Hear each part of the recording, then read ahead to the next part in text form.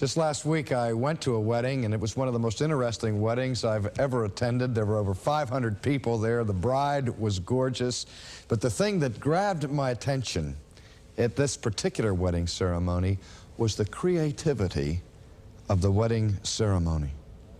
The wedding lasted over an hour, and the bride and the groom had brainstormed together with the pastor in order to insert new and different and exciting elements into the wedding service. And I enjoyed those. But right in the middle of the ceremony, they inserted portions of the traditional classic wedding ceremony. And I noticed that when I began to hear the words from that traditional ceremony, that my attention perked up and I was moved. And I thought to myself, there's just no way to improve on this. This is so beautiful. Those words are so meaningful. Why can't we just stay with the traditional service? And then I thought, well, I'm probably just old-fashioned, one of these fuddy-duddy ministers and so on. And I thought maybe the reason I like that traditional service so much is that because I've heard it so many times. Most people only really hear it once when they get married or when they're participating in somebody else's wedding. But when you're a clergyman, you have the benefit of doing it over and over and over again, so that the words now become sharp in their definition. And as I thought of that traditional wedding ceremony, I realized that a great deal of thought and care had been filled in each word. And so we have a tradition that has developed in this wedding service.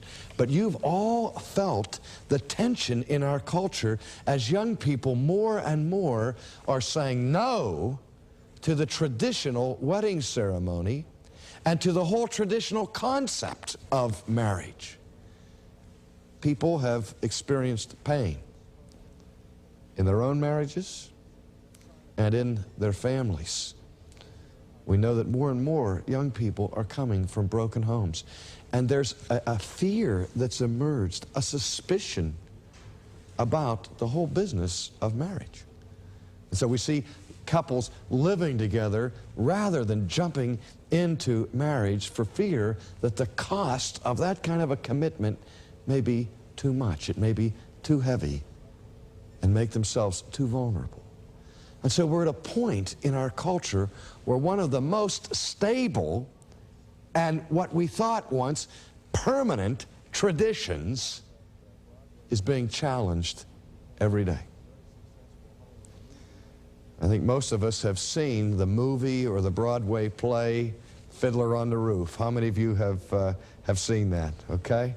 Remember that? I particularly like the movie version of it, where we have the story of that venerable Russian Jewish patriarch Reptevia, who his whole life revolves around his daughters. Oh, how he loves his daughters. And he looks forward to their future. He plans for their future. And he gets involved with the matchmaker in the village, who is supposed to establish mates and the match for his daughters. But suddenly, the girls, one at a time, come to their father, and they say, "Papa, but we don't love that man that the matchmaker has chosen. I love the tailor, or I love the butcher, or whatever." And these girls begin to pull at the heartstrings of their father, one by one, and they say, "Papa, please let me marry the man that I love." And poor Reptevia, he's torn apart by this. Because on the one hand, he wants to make his daughters happy. But on the other hand, he wants to maintain his allegiance to the traditions. And so when he struggles with his daughters, say, "No, you can't marry the tailor," or whoever, the daughter says, "Well, why not?" And he said, "It's the tradition." And that should have been enough. He thought that was an explanation enough. You can't do it, it's the tradition. But then they asked the next question. "But Papa, why is it the tradition?" And Reptavia scratches his head and he says, why is it the tradition? It's the tradition. That's all. It's what my father did. That's what my grandfather did. And that's what his father before him did. It's the tradition. But he couldn't give a reason for the establishing of the tradition in the first place. And there was the crisis. They had a tradition that was hanging in midair. It was precarious. What was the title of the movie? Fiddler on the Roof. What in the world did a fiddler on the roof have to do with this story of this old man and his daughters who wanted to get married? Remember at the opening scene in the movie, as the soundtrack gets moving, and we see this little man dancing and playing his fiddle on a steeply pitched roof. That's the symbol for the entire movie. The message is contained right in that. Because here is a man dancing and fiddling on a steeply pitched roof in a position that is highly precarious. At any second, we expect that fiddler to slip and to slide down the roof and crash into the ground. And the whole point of that image is this, that a tradition that is not understood, a tradition that is empty of its roots, is as precarious as a man trying to dance and fiddle on a roof like that. Sooner or later, it will fall and it will be destroyed. Now the Christian has to ask this question: why do we have a traditional order for marriage? Why do we have marriage at all? Well, one of the things I like about the traditional wedding ceremony is that in the wedding ceremony, words are mentioned that explain to us why there is such a thing as marriage. We're told in that wedding ceremony that marriage is ordained and instituted by God. That is to say that marriage is not something that just springs up arbitrarily out of social conventions or human taboos. Marriage is not invented by men. Marriage is ordained and instituted by God. Let's take a moment and look back at the origins of marriage. We go to the earliest chapters of the Old Testament, to the opening chapters of the book of Genesis. And in the first chapter of Genesis, of course, we read the creation account, the narrative by which God creates the world, and he does it in stages. First he cries out, let there be light, and then he divides the light from the darkness, and then the next day he may divide the dry land from the seas and the oceans, and then he begins to fill the earth with vegetation, with flowers and trees and so on, and then he adorns his creation even further by making beasts of the field and birds of the air and fish that swim in the sea. But then as we go through that narrative, we see that the creation story reaches its crescendo with the crowning act of creation, where God scoops down into that earth and grabs a piece of clay and he begins to shape it and form it and mold it, and then he breathes into it his own breath. And we read that man becomes a living soul. Now we also notice something going on here, that at every stage of God's work of creation, God utters a benediction. Now we're all familiar with this word, benediction. We hear it every Sunday morning in church. It's the end of the service, and some of us can't wait for that to happen. See that minister raise his hand and say, Lord bless you and keep you. Now we go home and eat or do whatever, particularly if the sermon was boring. So the benediction to us means the end of the service. But what's going on in the benediction is, as we see in the word, the root here, bene, means well or good, and diction, we know what it means to have good diction or poor diction. It has to do with speaking. So that a benediction is a good word where someone wishes you well. And so we see God's benediction being pronounced over each stage of His creation. As He creates the seas and the mountains, He looks at what He's made and He says, that's good. And as He makes the animals and considers them, He looks at that part of His creation and He says, that's good. And so that we see this benediction being repeated throughout chapter 1 and into chapter 2 of Genesis. But suddenly something ominous comes into this story of creation in the middle of chapter 2. There's a very subtle mood shift. For in the first time in the history of the universe, God notices something that provokes from His mouth not a benediction, but what we call a malediction. A malediction means speaking evil. A curse, for example, would be a malediction, a statement of judgment. Think for a moment and ask yourselves, what is the thing that provoked the first malediction from the mouth of God?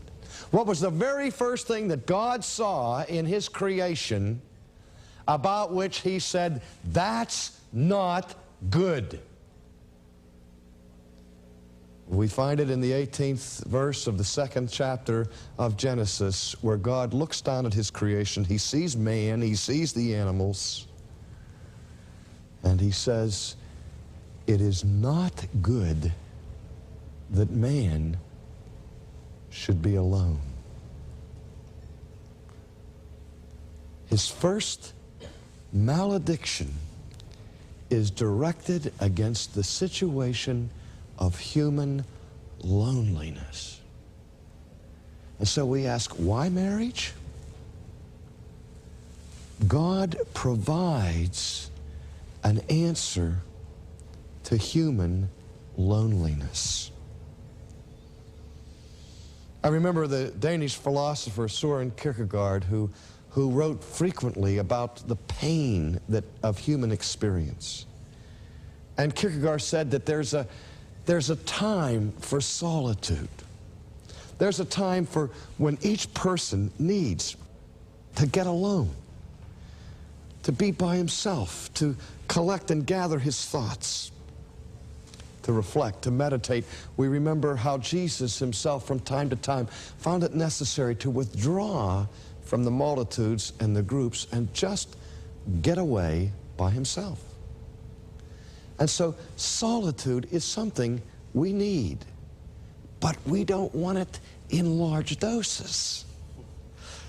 At the same time as we need those moments where we have our own space and we can be by ourselves and think, still the worst punishment that we can conceive of giving people who are incarcerated, apart from physical torture and so on, is to consign them to solitary confinement, cutting them off from all human fellowship and the warmth of companionship with another person. And I think it's also true, as we see in creation, that God creates man and woman as sexual creatures. Male and female created He them, so that there was a certain attraction between the male and the female, a certain complementing of each own individual humanity found in a relationship of intimacy between two people, a man and a woman. And so there, in the garden, God, as a special act of creation, makes the woman. She's not an afterthought. She's not inferior indignity to her husband. In fact, there's something special about the creation of the woman. When God sees that it's not good for man to be alone, God brings all of the animals and parades them past Adam. And Adam is looking for a helpmate. Adam is looking for a partner. And he sees the kangaroo hopping by and he says, it's not what I had in mind, right? And then God brings this beautifully well-groomed German shepherd. And Adam looked at that and he said, wow. He said, that is a magnificent animal. I can see how that dog could bring my slippers to me in the morning. You know?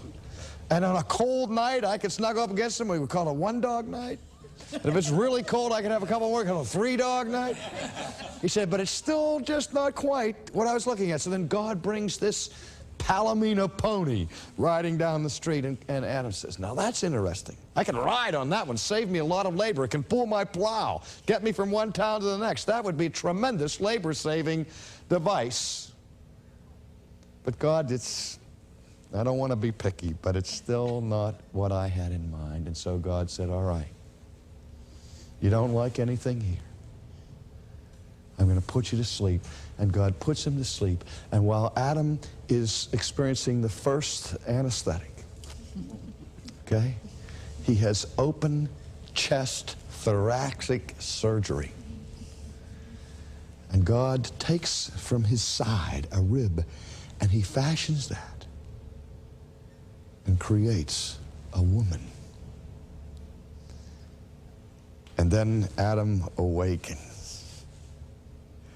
And he looks at this special act of creation. And I don't know what his exact words are, but I think they went something like, he saw her, and he said, hoo, hoo, hoo. He said, whoa, woo, man. And that's where the name came from. That's apocryphal. I'm making that up, folks. But I think he was beside himself when he saw that first woman, and he said, that's it. That's now bone of my bones, flesh of my flesh. And God said, and the man shall leave his father and his mother, and he shall cleave to his wife. God ordained marriage, not as punishment, not as ball and chain bondage, but for human fulfillment, for intimacy, to have the finest expression of what it means to be a human being in this world. Now, I notice that when young people come to me and they want to write their own wedding ceremonies, and I appreciate the spirit behind them. When I ask, why do you want to write your own ceremony? They'll say, because I want my marriage to mean something. I don't want it to be an empty tradition. I don't want to just say meaningless words and sign a piece of paper and have that be that. And so I say, fine, that's a great spirit. Go ahead, try your hand at it. Be creative. Write the wedding ceremony. But the only proviso I give is that it must be an authentic ceremony. All of the elements of real marriage have to be there, or I can't perform the ceremony. And I've seen wonderful wedding ceremonies written by young people. They come back with all kinds of creative things. But you know, there's one thing I have never seen in a homemade wedding ceremony. I've seen them say, everyone acknowledge that marriage is instituted and ordained by God. But I've yet to have a couple express that marriage is regulated by God's commandments, which of course is an integral part of the traditional ceremony, where we acknowledge that not only does God create marriage and give marriage to us as a gift, but when he gives it to us for our well-being, he does not abandon thereby his sovereign authority over marriage. God regulates marriage, and he institutes it in a certain format. The first thing we have to understand about this regulation is that God creates marriage in the form of a covenant.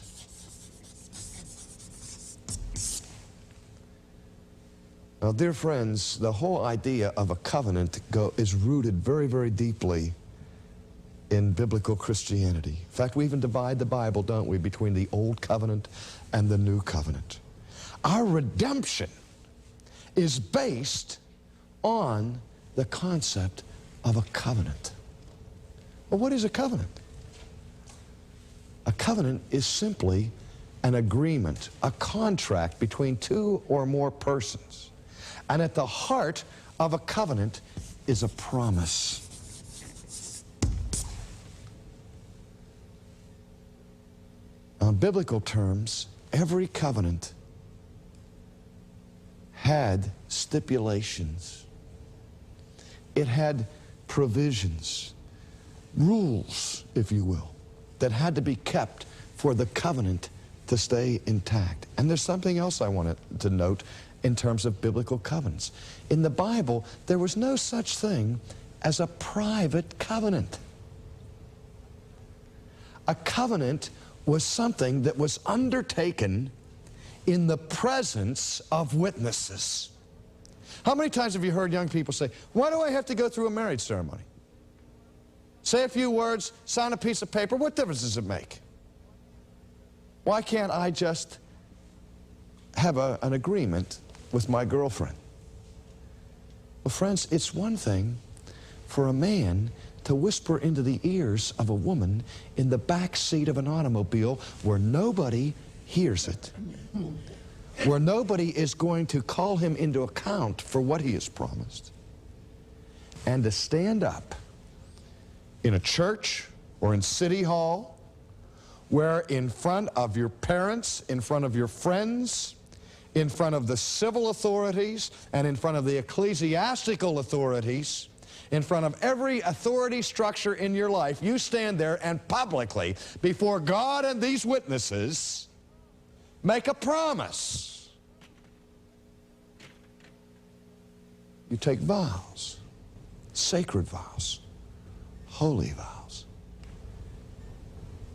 and you make a commitment that if you don't take it seriously, maybe your parents will take it seriously, or your friends. I once was involved in counseling a divorce case that involved a triangle, and I was pleading with this woman who was involved in this triangle to break this relationship and return to her husband. And she says to me, hey, who am I hurting? I want to be happy. This is just between my husband and me and my lover. The church doesn't need to be involved with it. And I showed her my appointment book, and she couldn't believe it, that I had spoken to and made appointments with 28 people who were directly affected by this relationship. I had to meet with both parents, both sets of parents, the children, the next door neighbor, the friends, uncles and aunts, employers, who were all upset about the sea of devastation that was going on with one broken marriage. And in those cases, this woman's friends cared enough about her, her church cared enough about her to get involved. But she wanted it to be a private matter. But covenants aren't private. And we need to understand that there's a big difference between whispering something privately and signing a piece of paper and doing it formally, in ceremony, at a significant moment and a significant occasion where we mark that moment and we make that sacred vow. Then, you see, we have a covenant.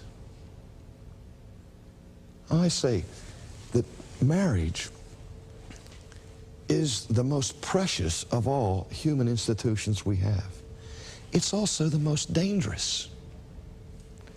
It's dangerous because it's into our marriage that we pour our greatest and deepest feelings of expectations.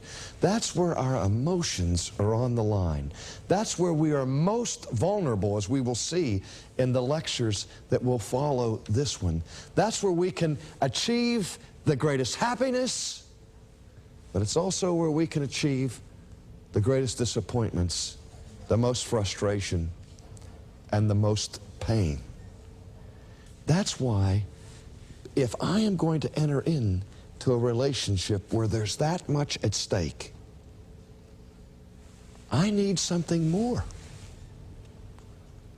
than a superficial, hey, yeah, I'm committed. Yeah, I'll love you. Stick with me, honey, you know. Because even with the formal ceremonies, even with the authority structures being involved, we're at the place now where roughly 50% of those who are married dissolve the marriage.